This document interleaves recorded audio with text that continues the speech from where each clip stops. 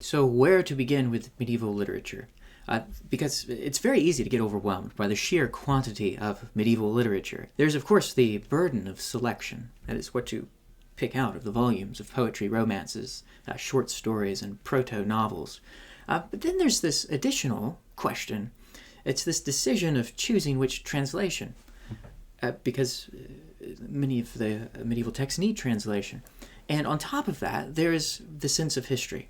I mean, the medieval period roughly spans 10 centuries. Scholars vary on where they place the medieval period, but roughly from the 5th century to the 15th. So it's difficult to understand exactly what's happening when these works of literature were written and why the history is relevant. And for that reason, reading medieval literature can feel inaccessible. So in this video, I want to give you a syllabus for self-learners out there who are looking to get into medieval literature because there is such a treasure trove of literature to enjoy.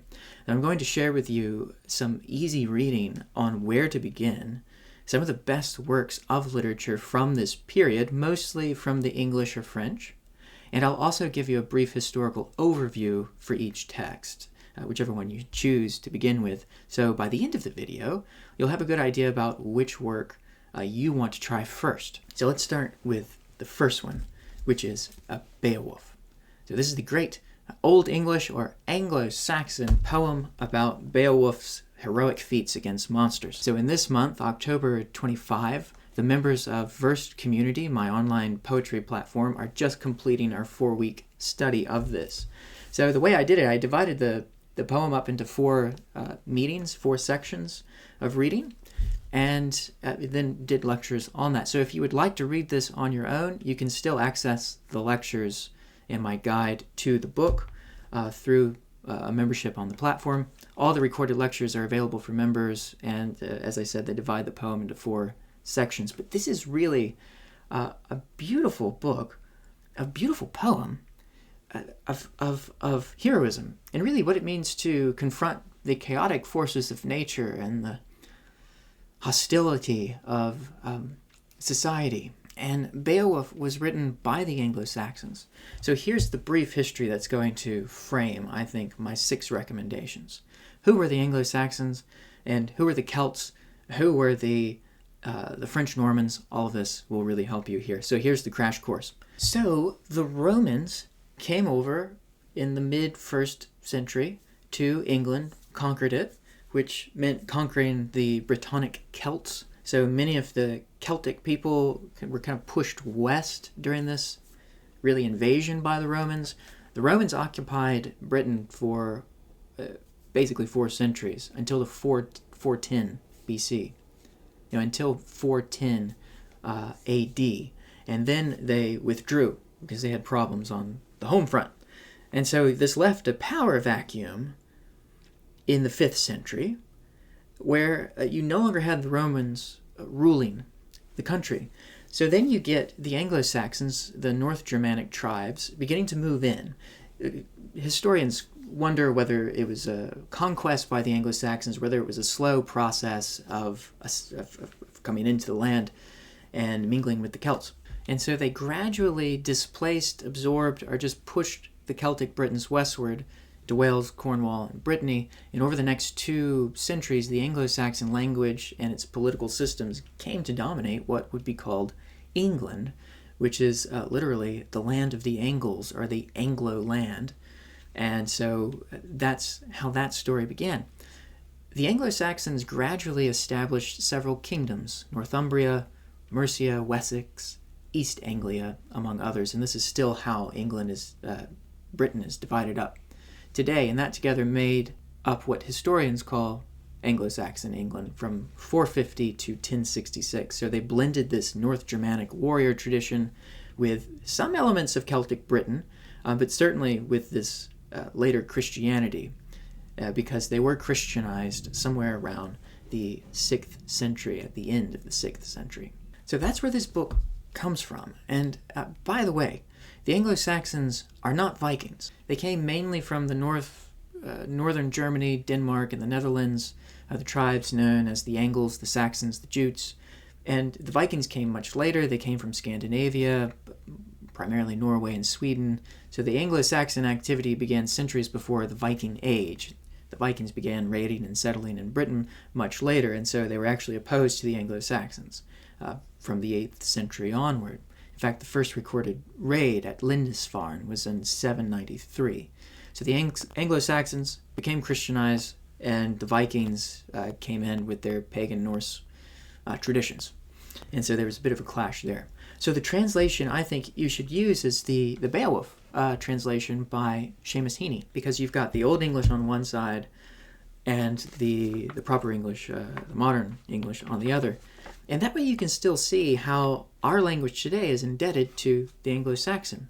There's this passage I love very much that I often quote on this channel when reading Old English. It's when Grendel's coming off the moors. The reason I choose this one is because you can still hear our present-day English here in the Anglo-Saxon. So the Anglo-Saxon reads, "The come off mora, unter mist Hiliothum," which is, then came off the moors, the come off mora, under the mist bands, unter mist Hiliothum. Grendel gongen, Grendel's the monster. And it says, Grendel gongen, Grendel went. Goddess ire bear, God's ire bearing. So you can still get a sense of the grandchild in the grandparents' language there. Now this will change significantly when the Norman French come in and take over the Anglo-Saxons. So for my second recommendation, I would say read Marie de France, her brief lays. This is a very small collection of lays. You can easily read one per a sitting. And it's got knightly adventure, magic, courtly love. The Breton lays have it all. And they're actually like short stories. So these were inspired by the Celtic minstrels who were pushed west by the Romans first and then the Anglo-Saxons. And the Breton lays contain, I think, everything alluring about medieval literature. So in 1066, the French Normans under William the Conqueror conquered the Anglo-Saxons, and this was when English began to change with the introduction of the French language. And so the French conquerors began to be very interested in the stories of the Celts. And the Breton lays, in fact, are these brief songs or tales that describe knightly adventures that were inspired by the original Brythonic Celts and their minstrels that were native to Cornwall, Wales, Brittany, and Ireland. So in the 1160s, a writer named Marie de France dedicated her book of lays to Henry II Plantagenet. And these were written in Old French verse, but we're going to read them in the English translation on Versed this month in November. So we are going to be studying the Breton lays on Versed in November. We're going to read 3 from Marie de France and 1 from Chaucer's The Canterbury Tales. So this is really a great time to get really informed about the medieval context and read these poems in a community of other readers. It's much easier to experience literature for the first time, especially unfamiliar literature, within a class and conversational setting. So each one of these lays, though, are concerned with men and women who suffer in romantic love, sometimes in otherworldly settings. And as such, the tales often blend courtly love with these supernatural elements such as enchantments and fairy magic. In fact, in the first tale, Guillemar, which we'll be reading in November, there's this encounter with a magical deer. And this is just the way it's described. Let me just read you this passage. So to give you context, Guillemar is a man, he's a bachelor, he doesn't want to get married, he loves hunting and being a knight, and he has no interest in love. And he's hunting one day and he's alone in the forest, and he finds a white hind, a female deer with the antlers of a stag, a male deer. She says, "In the heart of a large bush he saw a hind with its fawn. The beast was completely white, with the antlers of a stag on its head. When the dog barked, it darted forth, and Guillemar stretched his bow, fired his arrow, and struck the animal in the forehead. Immediately the hind fell to the ground, but the arrow rebounded, hitting Guillemar in the thigh, and going right through into the horse's flesh. He was forced to dismount, and then the animal, magically begins to speak, and she says this: "Alas, I am mortally wounded. Vassal, you have wounded me. Let this be your fate. May you never find a cure, nor may any herb, root, doctor, or potion ever heal the wound you have in your thigh, until you are cured by a woman who will suffer for your love more pain and anguish than any other woman has ever known, and you will suffer likewise for her." And that's the adventure that begins that lay of Guiomar. So we're going to be studying that. It's got several Celtic elements to it, including this mysterious white stag. Now, none of these tales have a very straightforward message or a moral. They ask their readers to participate in the meaning-making process. They prompt us to consider questions like, what does it mean to be loyal in love? What is the role of marriage? And how does romantic love support and sometimes disrupt that role? And when it does disrupt it, how are the moral lines blurred? And finally, what does it mean to be truly generous, or as Chaucer's The Franklin will say, truly free? Now, the Arthurian romances are, there are a couple Arthurian romances, lays in here, which will get you, I think, introduced to that genre. Now, once you've been introduced to the genre of Arthurian romance, knightly adventures in the court of King Arthur, you need to turn to Chrétien de Troyes. And I have a beautiful Everyman's edition here. I collect these Everyman's edition by J.M. Dent. This is a 20th century copy with still the dust jacket on it. These are stories a little bit longer that are just fantastic. Chrétien de Troyes was writing about the same time as Marie de France, and he's probably best known of the old French poets. So if you like Marie de France's lays, then these longer stories about Gawain, Yvain, Eric, Percival, and Lancelot will be, I think, your next step. They are longer than the lays, with each story being something like a novella. I want to read you how the beginning of Eric and Enid begin. It also has this very interesting figure of the white stag. So on Easter Day, in the springtime, King Arthur held court in his own town of Cardigan. Never was there seen so rich a court, for many a good knight was there, hardy, bold, and brave, and rich ladies and damsels, gentle and fair daughters of kings. But before the court was disbanded, the king told his knights that he wished to hunt the white stag, in order to observe worthily the ancient custom. And when my lord Gawain heard this, he was sore displeased, and said, "Sire, you will derive neither thanks nor goodwill from this hunt. We all know, long since, what this custom of the white stag is. Whoever can kill the white stag must forsooth kiss the fairest maiden in your court, come what may. But of this there might come great ill." And he goes on to explain why. But of course the hunt goes on, and so the hunt also, the white stag here in this poem, or in this story, is beginning the action. And of course it's Celtic inspired, but the Celtic sources are dimly represented here and in Marie de France. But this is really the Arthurian canon that took Europe by storm and inspired a host of court poets in other countries to write about the mythical court of King Arthur. And his stories aren't the Celtic originals, of course, but they are the fount of inspiration for these later stories, including the Arthurian tales by Sir Thomas Malory, or even Alfred Lord Tennyson in the Victorian period. So, if you enjoyed the old French poets, you might like the mystical dream poetry of the English poet William Langland. His Piers Plowman is really an allegorical dream vision that contains a series of 8 dreams.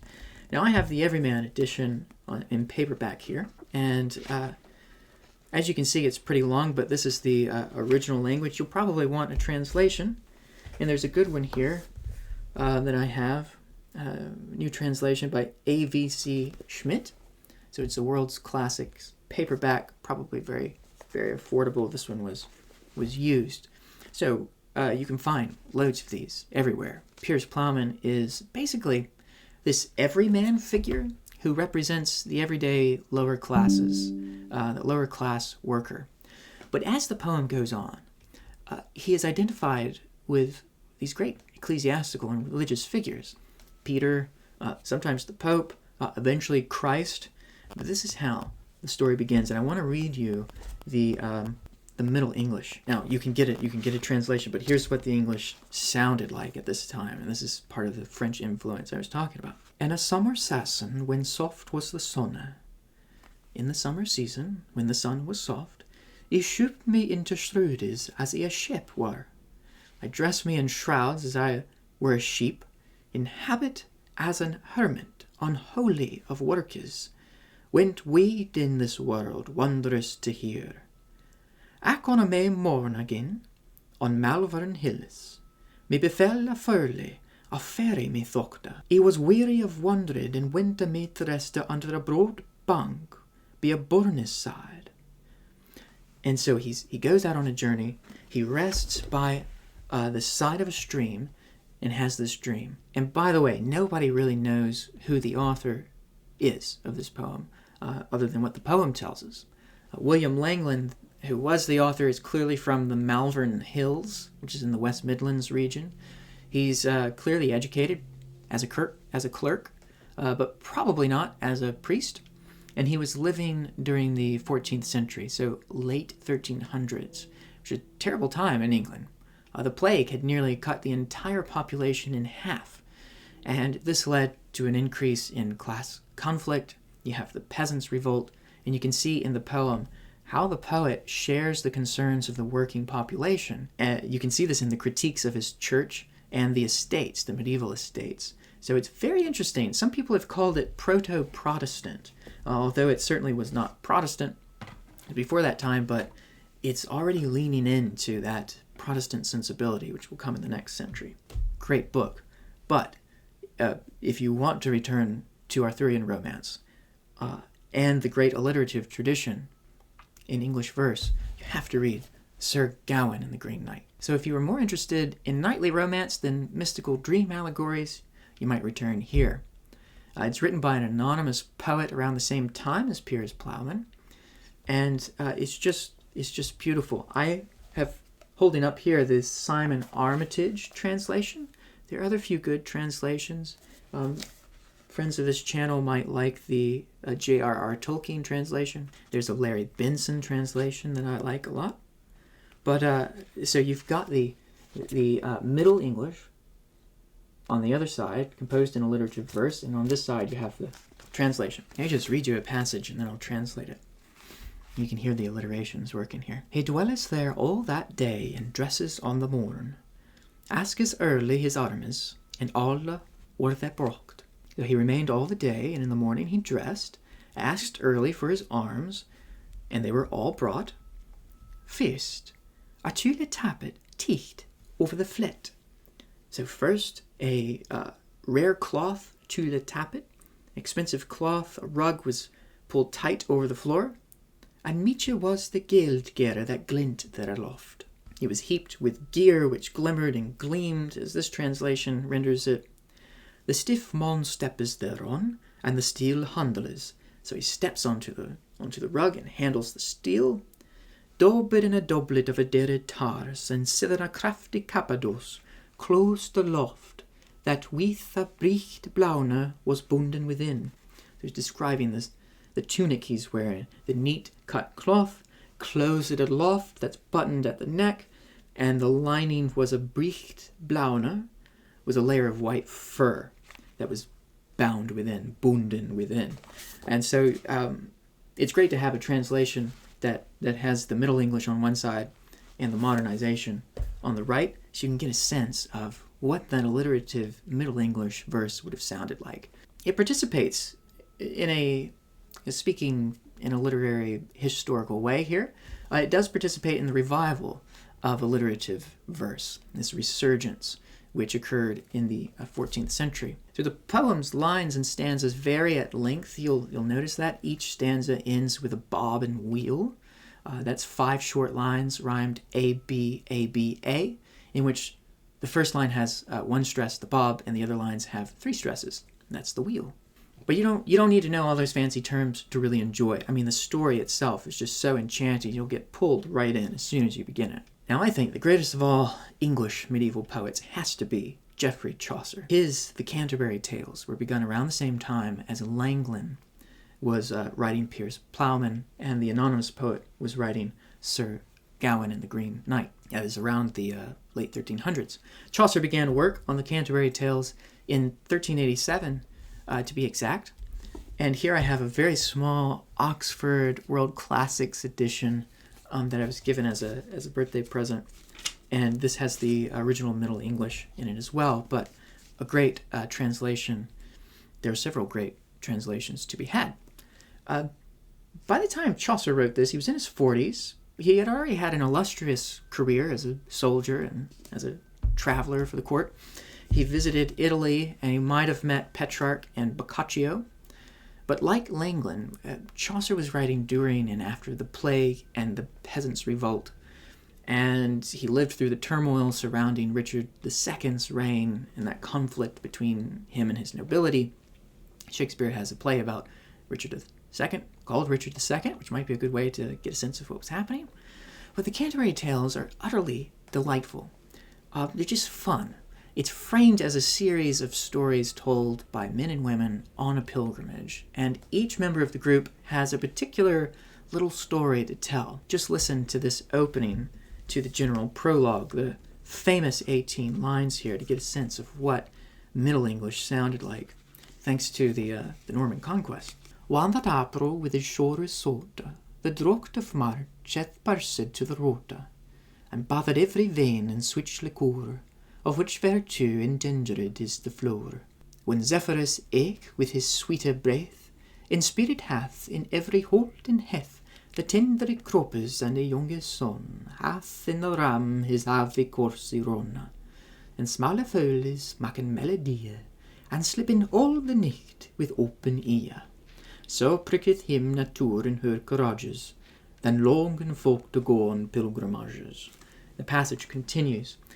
Gives a good sense of how the rhythm and the pronunciation would have just worked beautifully in the original reading of this. And you can find many great translations available at places like Books A Million and Barnes & Noble and other local bookstores. I think the latest one I saw in Barnes & Noble was one by Neville Coghill, who's a great Middle English scholar. So you can find that, but you can also look for William Morris's translations. He was a Victorian poet and translator, craftsman, who has a beautiful translation as well. So Chaucer, as you might have heard, is the pioneer of the heroic couplet.